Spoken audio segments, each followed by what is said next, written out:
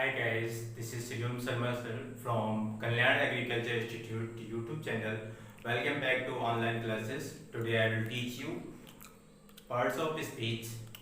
Friends, grammar सीखने के लिए, इंग्लिश सीखने के लिए बेसिक चीज का ज्ञान होना बहुत जरूरी है। तो इंग्लिश में ग्रामर चीज का नॉलेज होना बहुत जरूरी है। तो आज हम इस ग्रामर के बारे में फर्स्ट बेसिक चीज लेकर आए हैं, आपका पार्ट्स ऑफ स्पीच। तो आज हम इस पार्ट्स ऑफ स्पीच के बारे में आपको बताएंगे कि कितने पार्ट्स ऑफ स्पीच होते हैं और हमें इसके बारे में कैसे पढ़ना है। ठीक है, तो सबसे पहले हम देखते हैं इसके काइंड्स के बारे में। तो फर्स्ट है आपका नाउन। ठीक है, डेफिनेशन देखते हैं इसकी।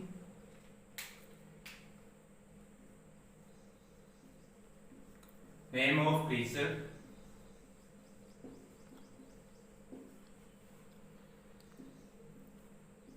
प्लेस, थिंग्स,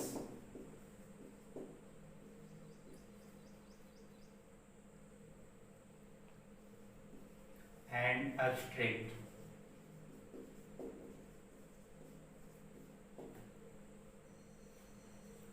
ठीक है, name of creature, place, things and abstract. Noun, इसकी डेफिनेशन के बारे में देखते हैं।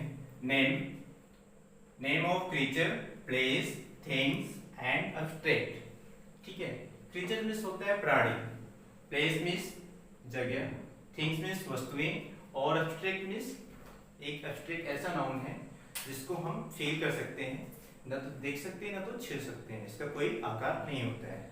ठीक है, तो क्रीचर, क्रीचर क्या होता है? क्रीचर मीन्स किसी का नाम, किसी प्राणी का नाम, जैसे राम, मोहन,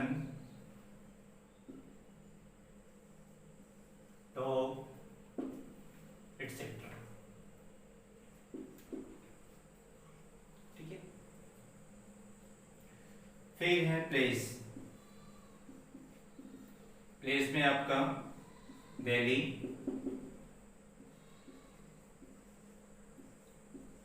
लखनऊ,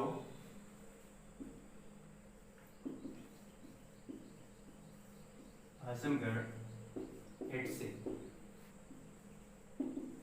थिंग्स, थिंग्स में आपकी एग्जांपल हो जाएंगे जैसे बैग,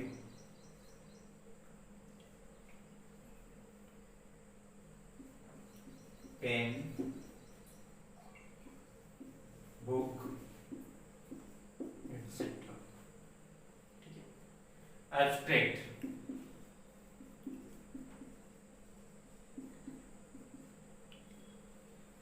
एब्स्ट्रैक्ट नाउन में आपका honesty,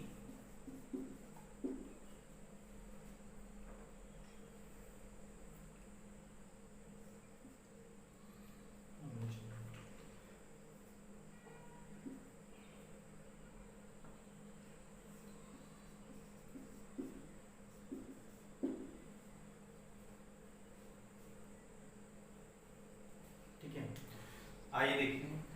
name of creature, creature मतलब किसी प्राणी का नाम, जैसे राम, मोहन, डॉग, बॉय, किसी भी नाम को हम प्राणी के अंतर्गत रखेंगे। ठीक है, फिर प्लेस है, प्लेस में दिल्ली, आजमगढ़, बनारस, लखनऊ, एटसेट्रा जो भी है। थिंग्स में बैग है, पेन है, बुक है, फैन है, मार्कर है, पेन है, एटसेट्रा। ठीक है, यानी कि इस वर्ल्ड में जितने भी नाम हैं, जिन चीजों को हम नाम से जानते हैं उसको हम नाउन कह सकते हैं, और नेमिंग वर्ड हमारे नाउन कहलाते हैं। बात करते हैं एब्स्ट्रैक्ट नाउन की। एब्स्ट्रैक्ट नाउन एक ऐसा नाउन है जिसका कोई आकार नहीं है, ये निराकार है, ये एक फीलिंग है। ठीक है, जिसको हम फील कर सकते हैं, ना तो देख सकते हैं ना तो छू सकते हैं। ठीक है, जैसे एक वर्ड लेते हैं हम ऑनेस्टी। ऑनेस्टी को हम केवल ना तो देख सकते हैं ना तो छू सकते हैं, केवल हम इसको महसूस कर सकते हैं। क्रुएल्टी है। ठीक है, तो इस तरह के नाउन जो है हमारे एब्स्ट्रैक्ट नाउन कहलाते हैं, जिसको हम देख नहीं सकते, छू नहीं सकते, केवल महसूस कर सकते हैं। ठीक है, बात करते हैं प्रोनाउन की। दूसरे आप देखते हैं इसके दूसरे पार्ट्स के बारे में बात करते हैं। दूसरा पार्ट है हमारा प्रोनाउन।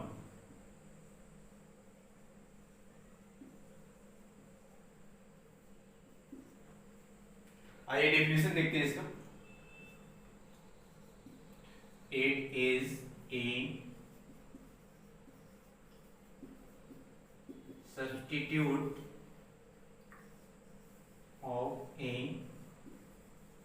नाउन।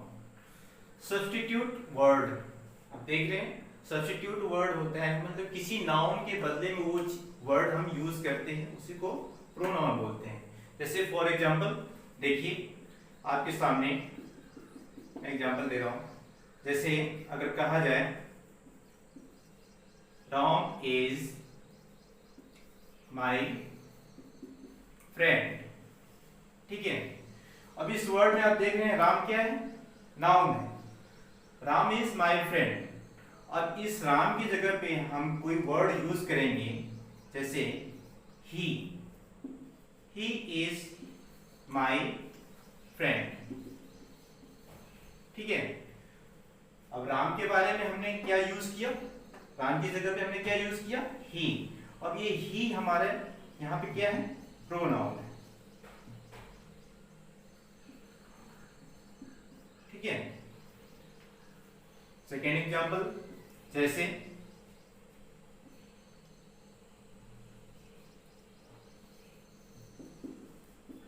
रोहित्स फादर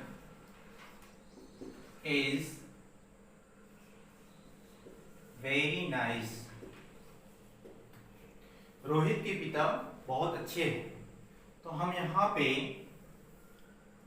इस नाउन के स्थान पे हम क्या यूज कर सकते हैं, ठीक है। रोहित्स फादर इज वेरी नाइस। अब इस वर्ड नाउन के स्थान पे हम एक प्रोनाउन यूज करेंगे, वो है his father is very nice. तो आप यहां देख सकते हैं कि रोहित की जगह पे हमने क्या यूज किया, रोहित की जगह पे हमने यहाँ पे हिज यूज किया है, और ये हिज हमारा क्या है, प्रोनाउन है। तो यहाँ पे आपने देखा कि यहाँ पे राम के स्थान पे हमने ही लिखा और यहाँ पे रोहित के स्थान पे हमने हिज लगा। तो ये जो ही और हिज है ये हमारे प्रोनाउन है, ठीक है। और भी कई सारे प्रोनाउन हैं, प्रोनाउन की कई सारे काइंड्स हैं, जिसको हम अपने आगे आने वाले वीडियो में प्रोनाउन के टॉपिक में हम इसको अच्छी तरह से बतलाएंगे, ठीक है। ओके, देखिए third parts of speech, adjective.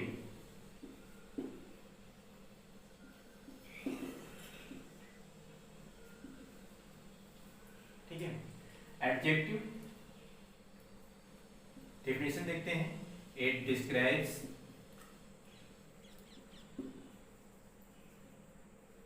और modifies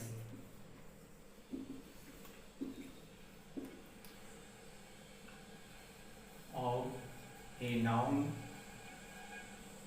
or pronoun।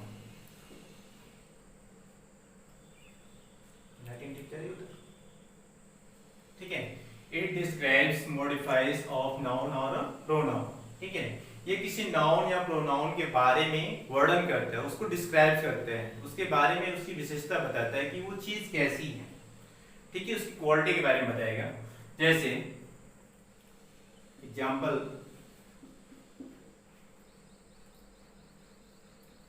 Ram is a good boy,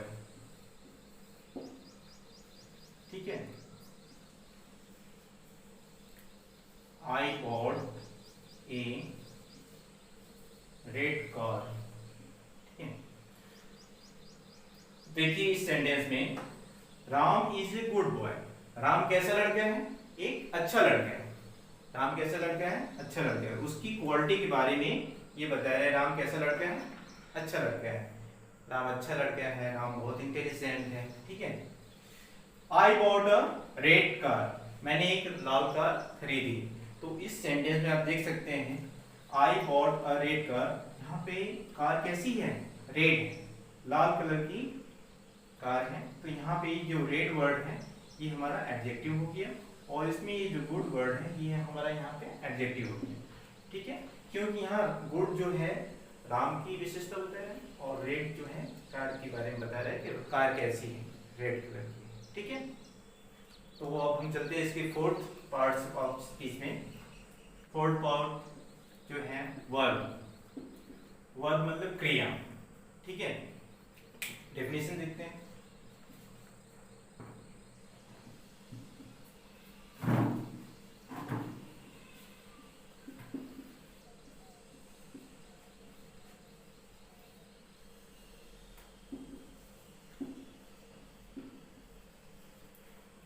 It describes, modifies of the action or the state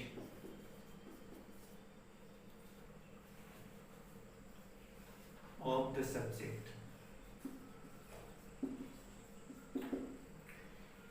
It describes or modifies of the action or the state of the subject.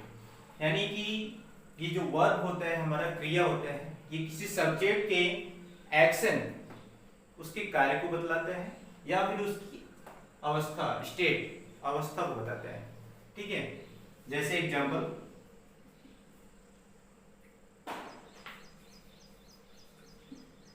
Ravi is playing. Ravi is playing. तो अब यहां पे देख सकते हैं कि रवि क्या कर रहा है, प्लेइंग कर रहा है, रवि खेल रहा है। ये रवि के कार्य को दिखा रहा है कि रवि कौन सा एक्शन कर रहा है, वो खेल रहा है। ठीक है, दूसरा है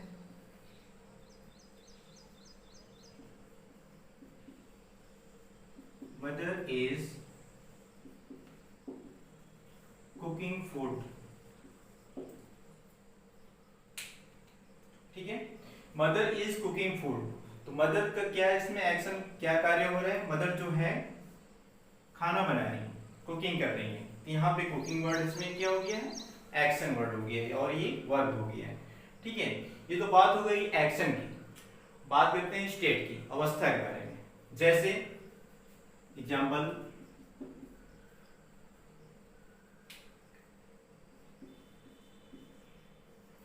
नेहा इज 10 years old।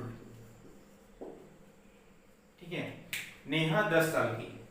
तो आप इसमें देख रहे हैं यहाँ कोई एक्शन वर्ब नहीं हो रहा है, कोई कार्य नहीं हो रहा है। क्या जिसमें कार्य नहीं होता है क्या वो वर्ब नहीं होता है? आप यहाँ देख सकते हैं नेहा जो 10 years की है, तो यहाँ पे ये अवस्था बता रही है। ये वर्ड जो है देख रहे हैं एज, इसको ये बता रहा है कि ये प्रेजेंट टाइम में बात कही गई है। ठीक है, एज का इस्तेमाल प्रेजेंट टेंस में होता है, और ये बताया जा रहा है कि नेहा जो है इस समय 10 साल की है। तो यहाँ पे जो हेल्पिंग वर्ब है, एज प्रेजेंट टेंस की हेल्पिंग वर्ब है, और हम इसको कह सकते हैं कि ये हमारा क्या है, यहाँ पे वर्ब है। ठीक है, इसी तरीके से हम बोल सकते हैं कि प्रिया वॉज 10 years old। प्रिया 10 साल की थी, यानी कुछ बीते हुए समय में प्रिया जो है 10 साल की थी। तो यहाँ पे जो वॉज शब्द है ये पास्ट टेंस की हेल्पिंग वर्ब है, और ये यहाँ पे इज और ये वॉज, ये दोनों जो है वर्ब है, ये हेल्पिंग वर्ब है। वर्ब दो प्रकार की होती है, मेन वर्ब और हेल्पिंग वर्ब। ठीक है, मेन वर्ब जो होता है वो किसी कार्य के एक्शन को बताते हैं, और हेल्पिंग वर्ब जो होते हैं उसकी अवस्था को बताते हैं। और इसके बारे में हम डिटेल में डिस्कस करेंगे अपने वर्ब की वीडियो में। ठीक है, आगे चलते हैं। देखिए 5 पार्ट है आपका एडवर्ब। डेफिनेशन देखते हैं। इट मॉडिफाइज और describes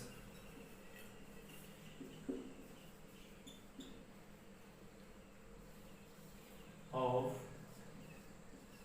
verb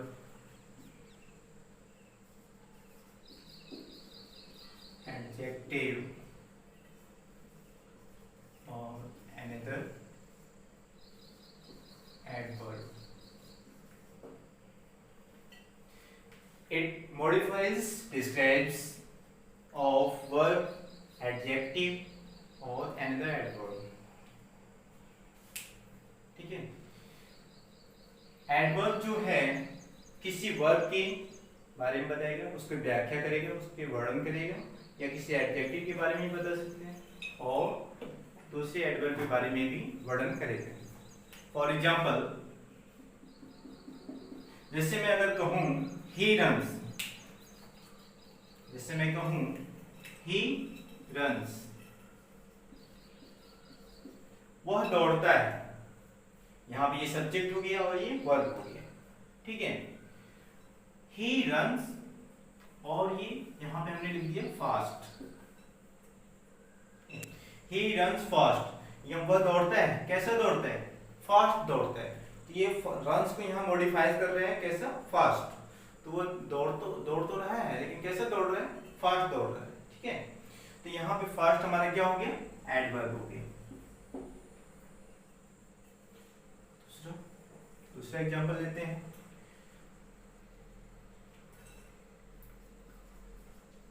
he runs very fast, ठीक है। अब यहां देखिए he runs very fast, पहले हमने देखा था he runs fast, यहाँ runs को मॉडिफाई कर रहा है फास्ट, इसलिए ये फास्ट यहाँ पे एडवर्ब हो गया। लेकिन यहाँ पे फास्ट को भी मॉडिफाई कर रहा है ये वेरी शब्द, वह दौड़ता है, बहुत तेज दौड़ता है, वो दौड़ता है, बहुत तेज दौड़ता है। तो अब यहाँ पे वेरी शब्द जो है ये आपका एडवर्ब हो गया, ठीक है। यहाँ पे वेरी शब्द जो हो गया है आपका क्या हो गया है, एडवर्ब हो गया है, क्योंकि यहाँ पे इस एडवर्ब को भी कोई शब्द मॉडिफाई कर रहा है, ठीक है। यहाँ वर्ब को कर रहा था, यहाँ एडवर्ब को कर दिया, ठीक है। और तीसरा एग्जांपल हम लेते हैं,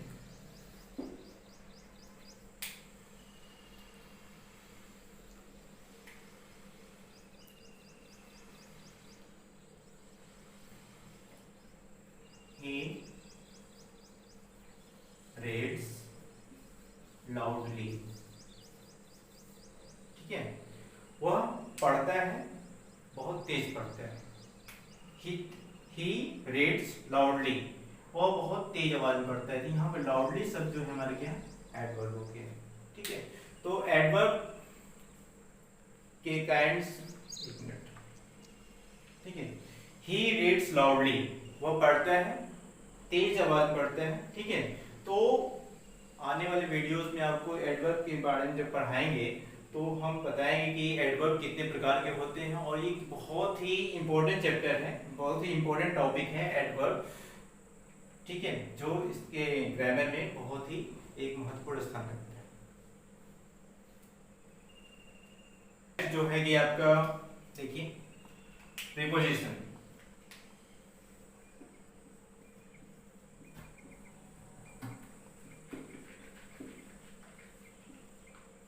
प्रीपोजिशन डेफिनेशन देखते हैं।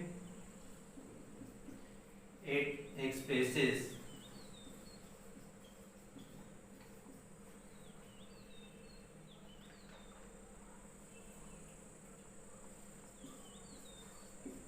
relation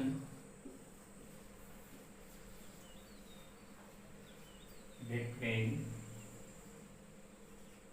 noun or pronoun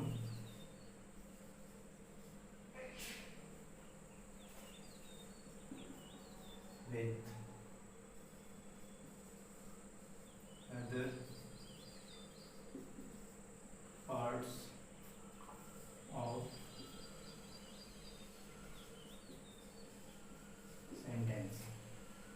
It expresses relation between noun or pronoun with other parts of sentence.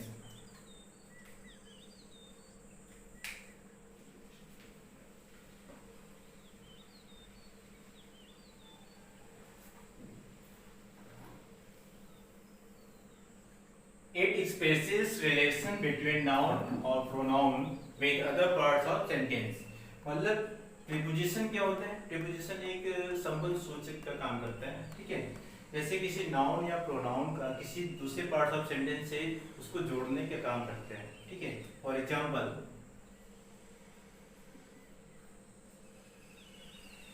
I am going to school, ठीक है। I am going to school, यहाँ पे आप देख सकते हैं टू शब्द का इस्तेमाल किया गया, ठीक है। अगर मैं कहूँ कि मैं जा रहा हूँ, ये तो आधी अधूरी सी बात हुई कि मैं जा रहा हूँ, मैं कहाँ जा रहा हूँ, ये आधी अधूरी बात हुई। अगर मैं बोल दूं कि मैं स्कूल जा रहा हूँ, तो यहाँ पे जो स्कूल वर्ड है ये भी नाउन है। कैसा नाउन है आपका? कॉमन नाउन है, ठीक है। स्कूल जो है आपका कॉमन नाउन है। इस कॉमन नाउन को हमने इस अदर पार्ट ऑफ सेंटेंस से इसको हमने कनेक्ट किया है। देखिए, आई एम गोइंग, इसको हमने इससे स्कूल से क्या किया है? कनेक्ट किया है इस टू को लगा करके। तो ये टू हमारे यहाँ पे क्या वर्क कर रहे हैं? प्रीपोजिशन का काम कर रहे हैं, ठीक है। तो ये हमारा क्या हो गया? यहाँ पे ये प्रीपोजिशन हो गया, ठीक है। सेकेंड एग्जांपल देखते हैं।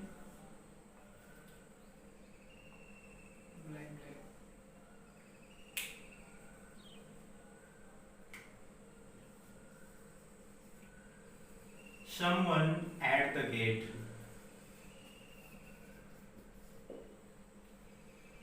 Someone at the gate. कोई दरवाजे पर है। Someone ये आपका एक प्रोनाउन है, ठीक है, इंडेफिनिट प्रोनाउन है। और गेट आपका जो है नाउन है। और यहाँ पे जो वर्ड है एट, यहाँ पे इन दोनों को जोड़ने का काम कर रहा है। यहाँ पे ये क्या है? आपका प्रीपोजिशन, ठीक है। अब चलते हैं नेक्स्ट टॉपिक की तरफ। पहले हम देखते हैं प्रोनाउन पे। यहाँ पे एक स्पेलिंग मिस्टेक हो गई थी, देखिए, सब्स्टिट्यूट, ठीक है, ये इसकी स्पेलिंग होगी, ठीक है। अब चलते हैं नेक्स्ट पर।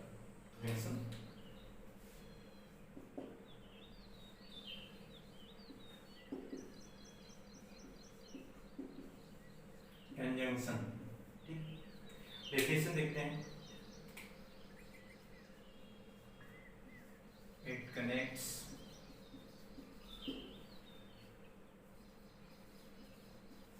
वर्ड्स और सेंटेंसेस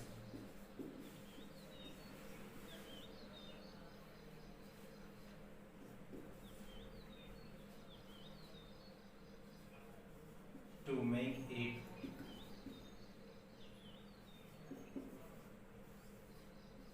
short and effective.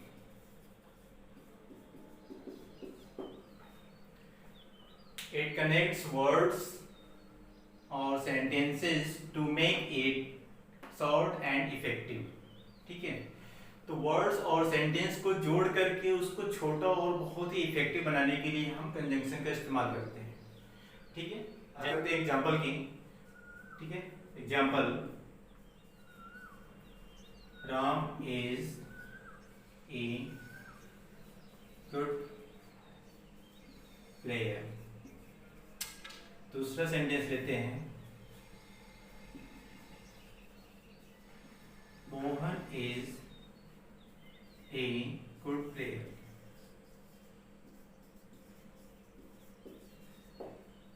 ठीक है, यहाँ पे हमने दो सेंटेंस लिए हैं, Ram is a good player and Mohan is a good player, ठीक है। अब इसको हम कंजंक्शन से जोड़ करके इसको शॉर्ट और इफेक्टिव बनाना है, ठीक है। तो अब देख रहे हैं कि राम एक अच्छा प्लेयर है और मोहन भी एक अच्छा प्लेयर है, तो इसको हम कैसे जोड़ेंगे? यहाँ पे देखिए सब्जेक्ट दोनों अलग अलग हैं, बाकी दोनों के बारे में जो बात कही गई है वो एक ही बात है, तो हम इसको एंड से जोड़ेंगे, ठीक है। तो इसको हम जोड़ देंगे, राम एंड मोहन और गुड प्लेयर्स, ठीक है। आ रही है समझ में? देखिए राम और मोहन दो अलग अलग व्यक्तियों के नाम हैं, इनको हमने जोड़ा है तो एंड से लगा के जोड़ा है। और जब ये दो लोग मिले हैं तो यहाँ पे प्लूरल हो गए, इसलिए हमने इसको आर लगाया है, ठीक है। हेल्पिंग वर्ब यहाँ पे क्या हो जाएगी? आर हो जाएगी और दोनों अच्छे खिलाड़ी हैं। तो Ram and Mohan are good players, ठीक है। अब यहाँ पे कंजंक्शन आपका क्या है, एंड, ठीक है। तो कंजंक्शन जो है एंड है, और भी कंजंक्शन जैसे बट है, ठीक है, उसको हम नेक्स्ट वीडियो में बताएंगे। अब बात करते हैं नेक्स्ट पर के बाद 8 इंटरजेक्शन।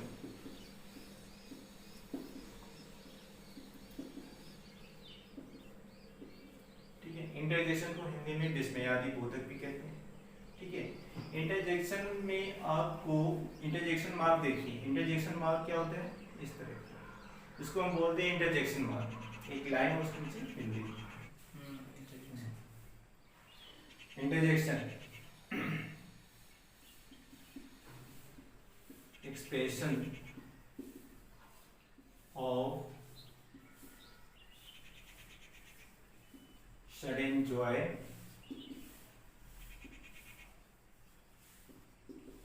grief, or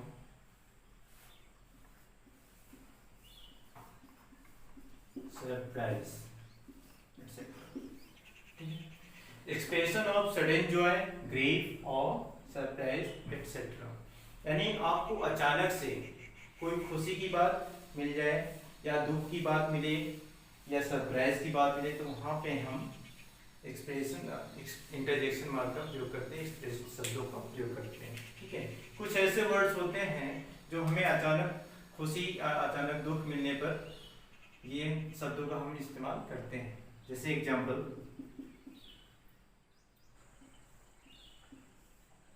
जॉय, ठीक है। जैसे आपको अचानक से खुशी की बात कहीं सुनने को मिले तो आप कौन सा वर्ड यूज करेंगे, जैसे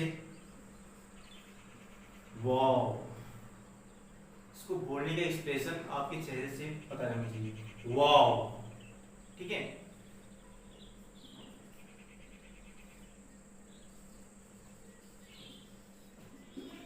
इट्स अमेजिंग, इट्स अमेजिंग, ठीक है।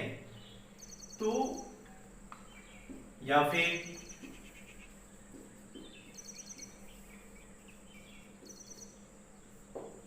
दैट्स ग्रेट, ठीक है। जैसे wow, it's amazing, that's great, ये सब शब्द जो हम इस्तेमाल करते हैं खुशी वाली बात, ठीक है। अगर आपको अचानक से दुख खबर मिले, सैडनेस मिले, तो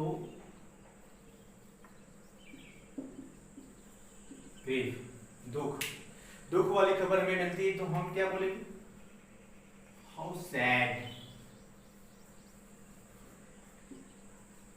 इंटरजेक्शन मार्क लगाएंगे, ठीक है, हाउ सैड। या फिर क्या बोल सकते हैं,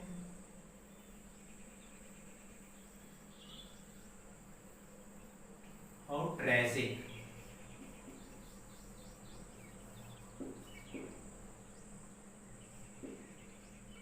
हाउ सैड या फिर हाउ ट्रेजिक शब्दों का इस्तेमाल करते हैं। ये सब जो वर्ड हैं ये इंटरजेक्शन वर्ड कहलाते हैं, ठीक है। सरप्राइज,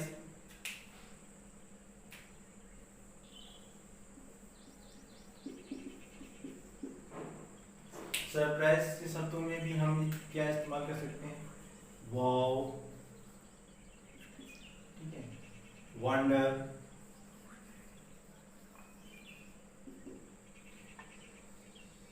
ठीक है।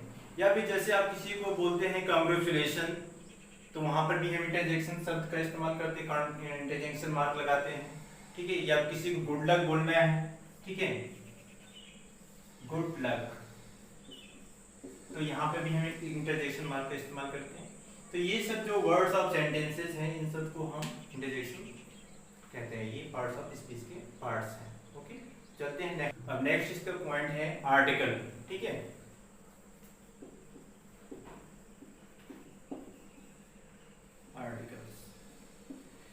आर्टिकल शब्द हिंदी भाषा में इसको हम बोलते हैं जैसे पैराग्राफ, जैसे किसी टॉपिक पे आप कोई आर्टिकल लिखना हो, बट जो है पार्ट्स ऑफ स्पीच के सेंस में हम इसको एक शब्द वर्ग के रूप में रखते हैं, ठीक है। आर्टिकल आपके होते हैं, दो आर्टिकल होते हैं, डेफिनेट और इनडेफिनेट, ठीक है। तो डेफिनेट और इनडेफिनेट आर्टिकल होते हैं, ठीक है। डेफिनेट आर्टिकल होता है आपका द, और इनडेफिनेट आर्टिकल होते हैं ए और एन, ठीक है। तो आर्टिकल भी इस पार्ट्स ऑफ स्पीच के सेंस में एक पार्ट है, और इसके बारे में हम जब आर्टिकल पढ़ाएंगे तो उसके बारे में किस तरह से बताएंगे कि ए द का इस्तेमाल कहाँ होता है, ए का इस्तेमाल कहाँ होता है और एन का इस्तेमाल। आई होप आपको इस वीडियो पसंद आई होगी। पार्ट्स ऑफ स्पीच का ओवरव्यू देख रहे हैं, और इसके बारे में हर एक पार्ट्स ऑफ स्पीच के बारे में डिटेल में हम अगले अपने नेक्स्ट वीडियो में एक एक करके दिखाएंगे। तो thanks for watching this channel, और हमारे साथ बने रहने के लिए आप हमारे चैनल को सब्सक्राइब करें, और आपको जो है अगले पार्ट में नाउन की वीडियो हम लेकर आएंगे, जिसके बारे में नाउन के बारे में सब कुछ डिटेल से बताया जाएगा। Okay, thank you.